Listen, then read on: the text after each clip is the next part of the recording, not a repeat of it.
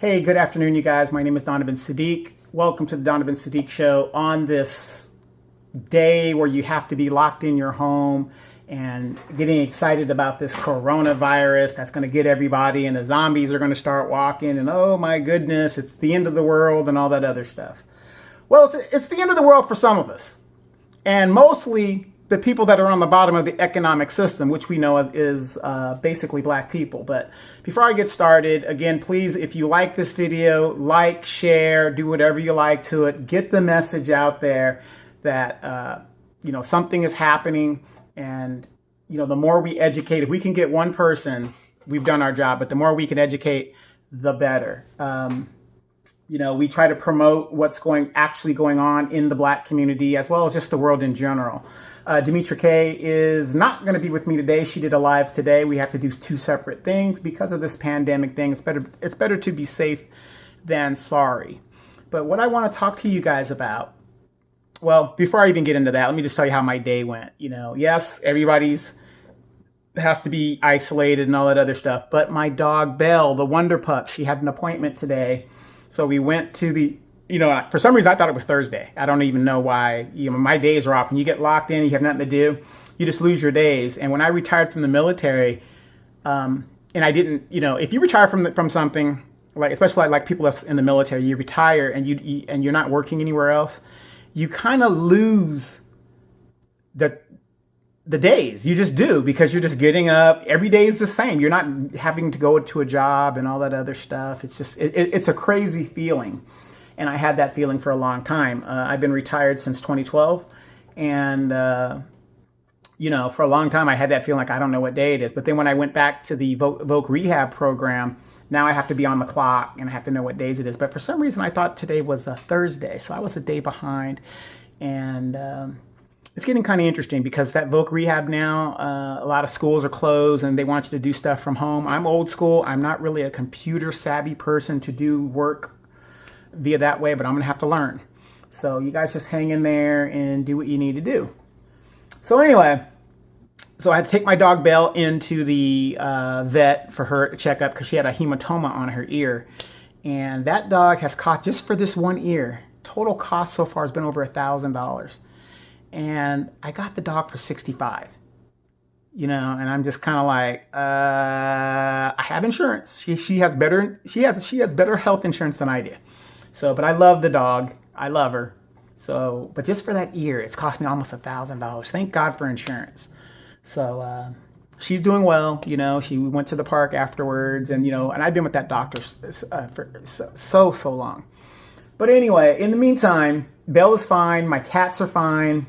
When you have fur babies, as people like to refer to them, you got to have a lot of patience. And this is my first dog since I was in high school that I actually had time to own, because being in the military and being on the road and being deployed, I didn't really have time to own a dog. I had time to own cats because cats can take care of themselves, but dogs are a little bit different. So, but I love her, and you guys have seen Wonder Pup when she's running around doing the stuff that she needs to do.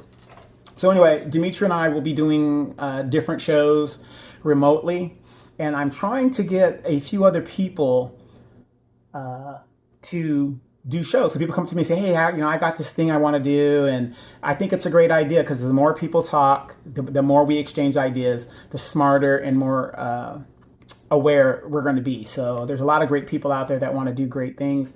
And, I have nothing else to do. I love producing shows and, doing the production of it and being behind the scenes and doing that. And, I have a studio now, and other than the home studio, and like right now behind me is the green screen, and it's just a simple green screen. You just can go by anywhere and you just put it up, and it'll set your effects and stuff like that. But anyway, that's 5 minutes of intro there. So what I want to talk about today is the coronavirus and how it's going to affect black wealth. Now, if you guys have been paying attention, they're talking about UBIs, and last week, quietly, $1.5 trillion was snuck to the corporations as the stock market started taking a hit, and they kind of understood what was going to happen to this thing. Supposedly it was for, to save jobs, because, when the economy starts tanking, they start laying people off, right? So $1.5 trillion. Now that could not get through the Congress without the help of the Democrats. Nancy Pelosi, I've been saying it for years that these are the same people. They're the same people. They have the same donors. It's the ruling party. It doesn't matter if you're a Democrat or Republican. It just doesn't matter. So $1.5 trillion was snuck through. But as a distraction, they're saying, oh, this coronavirus, this virus. Now, everybody says I'm a conspiracy theorist and, you're just always anti everything, Donovan. Nothing is good to Donovan. No, that isn't it. What it is I feel that a good patriot, a good citizen, always questions its government. Now, Gavin Newsom, the governor here, has told everybody, stay home, stay away from your job, do whatever you got to do, but don't come out. No, I'm not going to do that. That's not a lawful order. He hasn't declared martial law. He hasn't done any of those things. We are self-containing ourselves. So to me, it's almost like nobody's asking why. Why do we have to do that? Obviously, this virus has been here for a while now. And I'm A positive, so supposedly I'm in the group that's going to get it really, really good, susceptible to get it. And, it's just amazing to me that nobody is asking why. They're just doing it. Just, hey, there's a building there. We want you guys to go in there and decontaminate. And yeah, it's just a shower decontamination. Now, where have you heard that before? Isn't that what the Nazis told the Jews as they got off the train and said, hey, just go into this thing. We're just going to have you guys take a nice shower. Next thing you know, Cyclone B comes down and wipes them out, right? And that's my thing. I'm not saying I'm not going to comply. Nobody's asking why. Why do we have to stay indoors? Why? I mean, because basically he didn't declare martial law because, he knows people would really, be upset with that. He's saying, hey, for yourself, lock yourself up. Why should we do that? Now, I was talking to a friend of mine earlier and I said, well, it ain't like things are open. It ain't like you got a lot of options out there. Disneyland's closed. Everything is closed down and all this other stuff. So, you don't have much options. I have a dog. I got to go walk my dog and do what she's got to do. But it just disturbs me how everybody just brainlessly goes along with whatever the government has to sell. We have a chronic liar in the presidency, crook and criminal. And yet this thing comes up and everybody's just, oh, we got to go along with it. We have to, we'll just do this. And it's a big scare tactic. To me, it's a scare tactic. Yes, is it serious? Yes, it is. But it's not that serious. More people die of the regular flu and auto accidents and, yearly gunshots. But yet we're worried about something that has been manufactured, in my opinion. So they snuck $1.5 trillion. Where did this money come from? Has anybody ever asked that question? Where did they come up with $1.5 trillion? Do you guys know how much money $1.5 trillion is? That is a lot of freaking money. And they just passed it quietly. And it went to the corporations. Then the stock market went down and then that money disappeared. So as everybody's sitting there laid off, now they're going to say, well, the black employment has never been better. Now we know government statistics when it comes to black employment has always been skewed. Always. So you really can't go by the government's numbers when it comes to black employment. So we know it's bullshit, basically. So they're saying black employment is what, 6% or something 5%, something like that. We know it's double digit. We know that we're the last one hired and the first one's fired. So now all of these people have been asked to stay home, and there is no way they have understood how that is going to affect people paying their bills. How are you going to pay your bills? Trump has said interest. We're going to just, stop the interest on student loan payments. Who gives a shit? You still owe the payment. And if you default on the payment, it affects your credit rating. So that isn't really helping. So the stock market is crashing. Now, I put up a meme a while ago, and I said, if you hadn't learned anything from 2008 and you don't have any money in your bank and you weren't cash and carry, and I know it takes a lot of us, 12 years is a long time, but, again, my people, black people, not people of color, black people specifically, ADOS, black people, this economic system, we're on the bottom of it. So since we're the first ones affected, I mean, we're more affected than anybody else because we have no wealth. Now, on the show, we've been talking about 12 years to a slave. That is a very, very true sentiment. And it's funny how nobody's like reacting or is worried about it. The congressional black talkers, they're not talking about it. Nobody's talking about it. Now this thing is hit. And yeah, they're talking UBI and $1,000 and, but I live in California. Is $1,000 really going to help me? You can't. $1,000 basically pays your one bedroom and you're in Beirut or Compton, where I'm from. $1,000 is, how are you going to eat?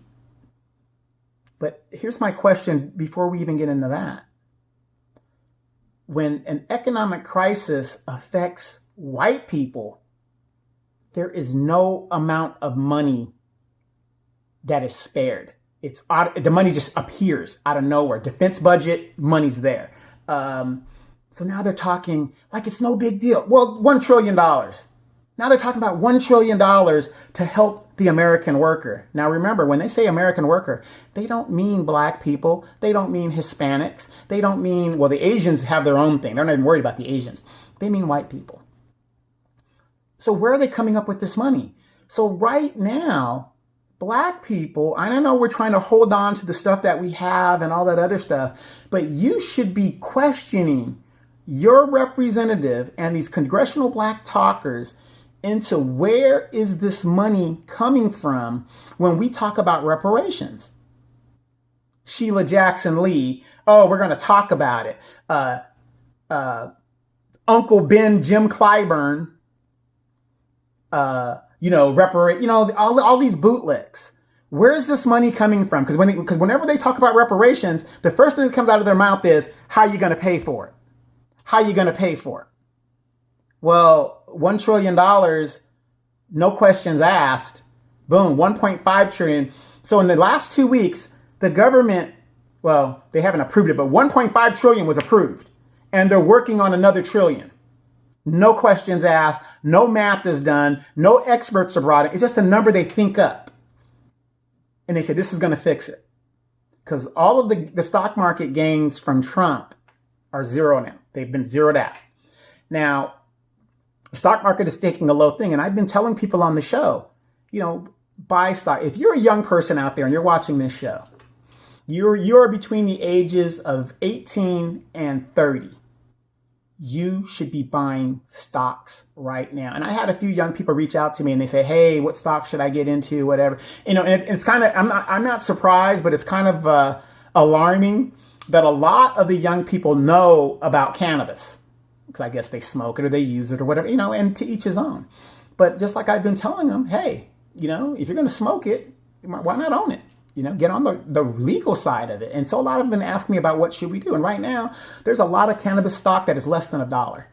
But I was telling my nephews and my own son, hey, you need to take $50 a week, $25 a week, $25 times 4, that's $100 a month.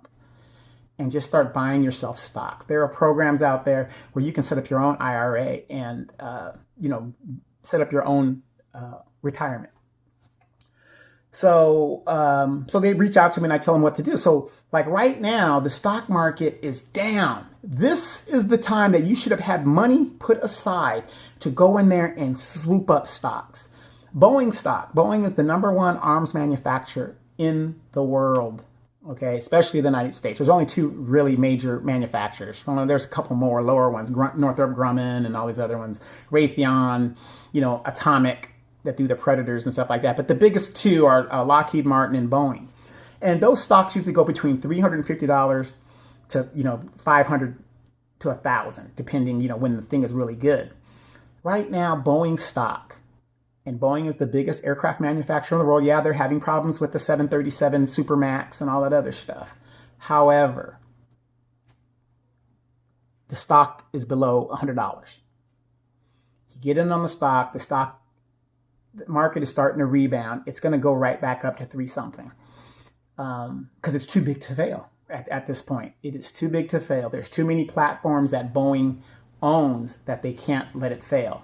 Airlines that own aircrafts and stuff, they need this company to stay. So it's going to rebound. But this is what you should be doing right now. And us being at the bottom of the economic scale, this affects us more so than anybody else.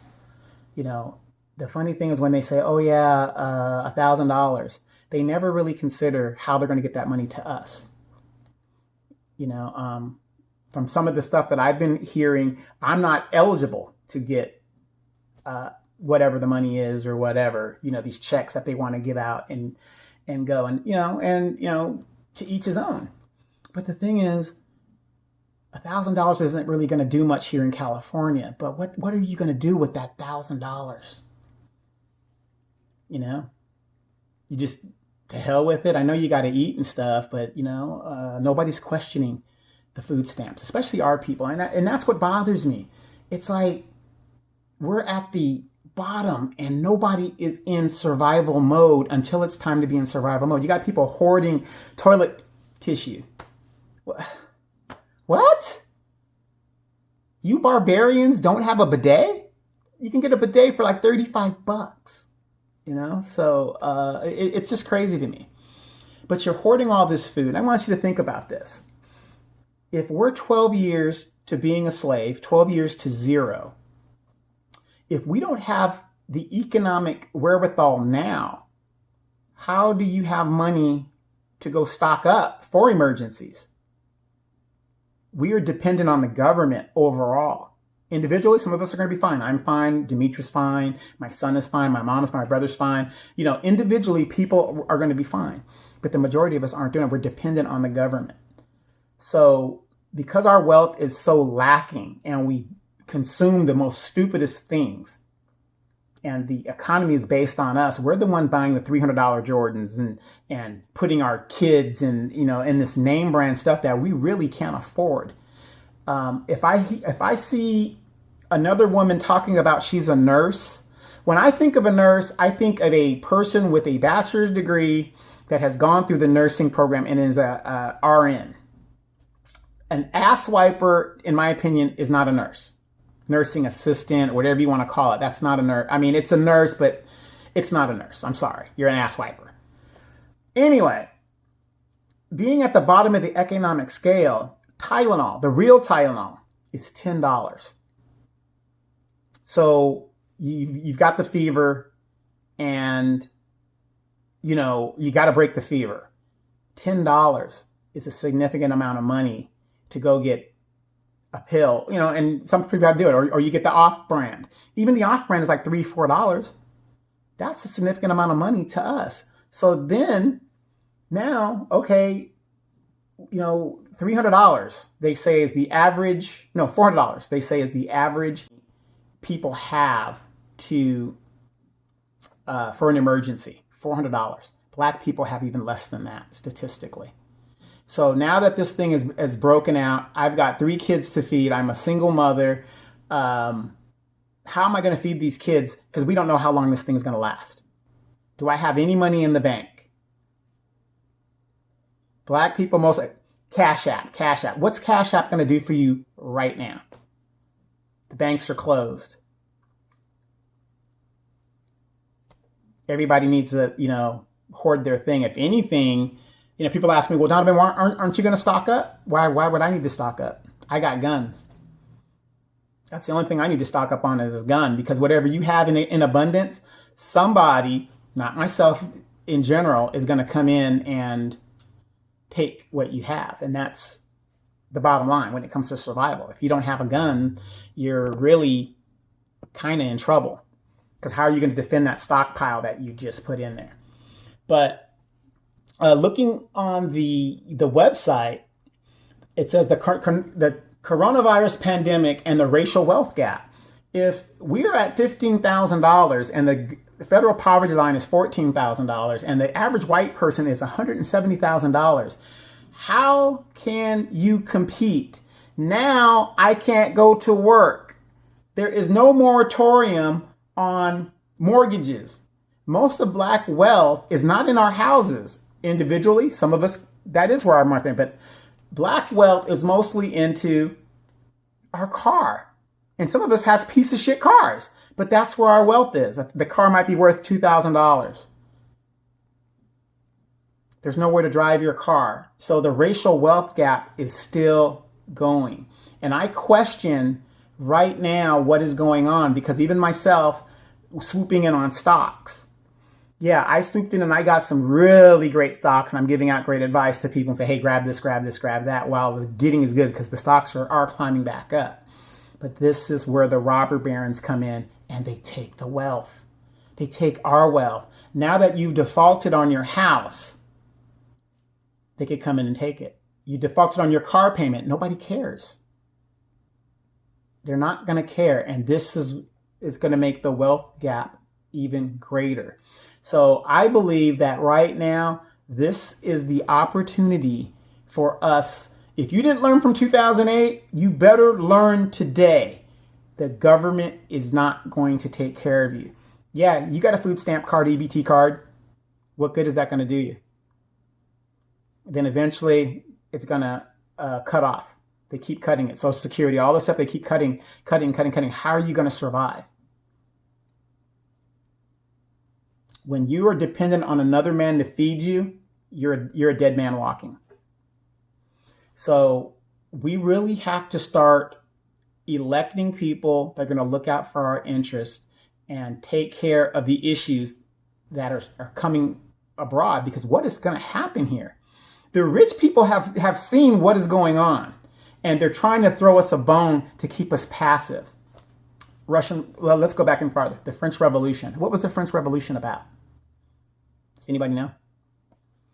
The French Revolution was about the rich and the aristocracy being so wealthy, and the French people having nothing. I mean, they were making bread out of tree sap or something like that.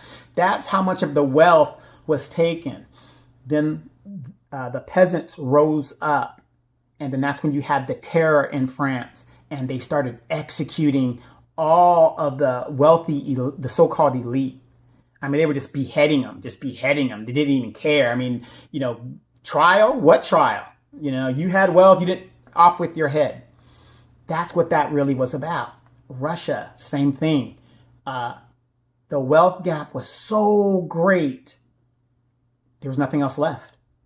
What do you think is actually happening here in America right now? But what it is, by putting these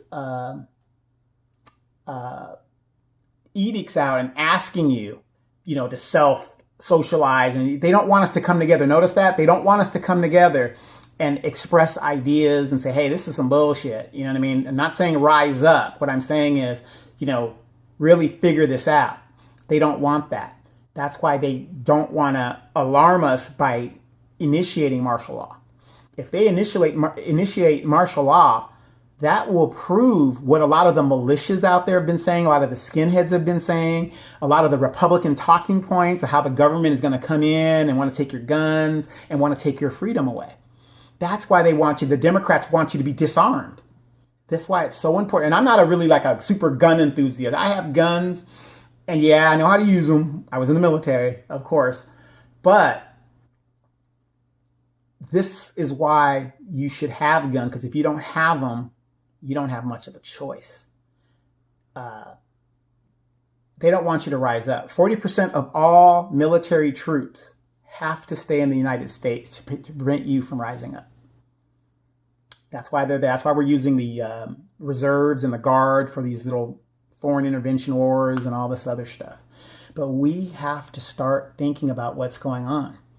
This wealth that's going to be taken, when all this is said and done, and they do an assessment of the wealth that has been lost, once again, Black people, we will still be at the bottom of that system. And once again, we will have lost a significant amount of wealth. We are 12 years from zero. 12 years. In the Obama years, when Obama came into office in 2008, during those years, a third of Black wealth was wiped out. 1/3 of our wealth was taken, gone, and we've never recovered from that. What are you guys going to do at this point? Now they're doing it again. Now, there is a very famous Marine Corps general. His name is Smedley D. Butler. You guys go look him up. There was an actual attempted coup against Franklin Roosevelt in the 1930s during the Great Depression. All these corporations and robber barons and what they call the trust that Teddy Roosevelt fought against, they wanted to overthrow the government. And guess who was also a part of that? Prescott Bush. People are like, who the hell's Prescott Bush? Well, he was an international banker that backed the Nazis. He bankrolled the Nazis. He was also a senator in the United States. And he was also George W. Bush's grandfather and Poppy Bush's father.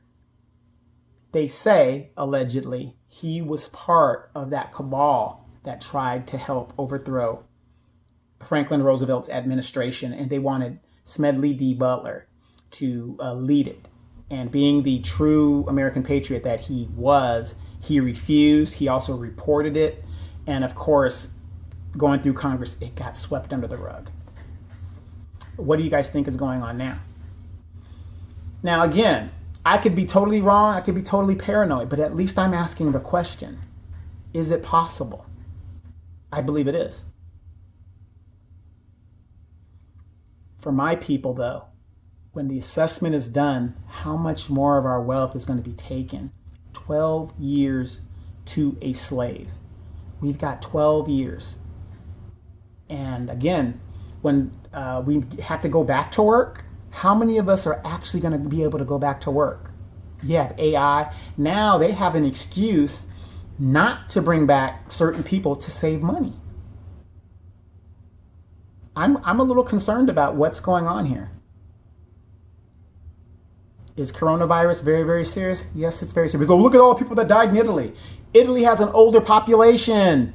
Look at the numbers. Do your homework. Italy has a large, older population. They say, oh, well, you know, socialism doesn't work. No. If you go to Italy, those people go to the doctor for every little thing, a sniffle, whatever. So their system got overwhelmed because the population is so used to going to the doctor, and there were so many people going during that time. And notice that it's panned out right now. China, the whole thing is panned out. And they're on the road to recovery. Korea, they took care of it. Here we are, supposedly the greatest nation in the world, and we don't even have enough masks and things to protect the protectors and the doctors. Why is anybody asking why? Why? Here's why. I'll give you the answer. We do not have manufacturing capability in the United States. We are dependent on China and these other countries. This is what happens when you outsource your most sacred industry, manufacturing. We cannot manufacture anything without turning over an industry. That's why they're talking about the National Defense Act, you know, where they can just go in there and do. It's a bunch of bullshit. This is leadership. Leadership. And this is where we're at. But for my people, specifically, when the assessment is done, right now, we as Black people should be swooping in, buying these stocks. A recession happens approximately around every 10 years or so.